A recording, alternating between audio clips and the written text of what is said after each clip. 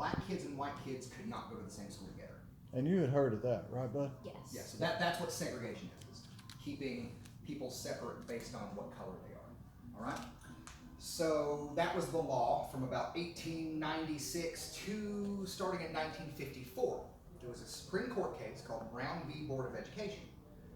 Basically, in Kansas, there was a little black girl that wanted to go to a white school because the white school was a better school and it was closer to where she lived. She couldn't go there because she was a black girl. So her dad sued the district. It went all the way to the Supreme Court, and the Supreme Court said, you know what, you're right, we're not going to keep them separate anymore.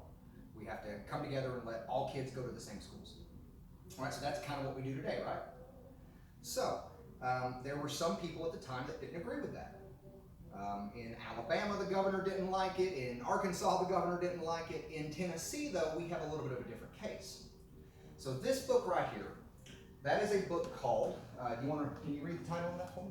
Yes. Governor Clement's on the book right here. Report on the problem created as a result of the decisions of the United States Supreme Court in the school segregation cases. Right, so that book was given to Governor Clement by the segregationists. All right, so it's their argument for why they think segregation is not going to work, or integration is not going to work, why they need to keep segregation.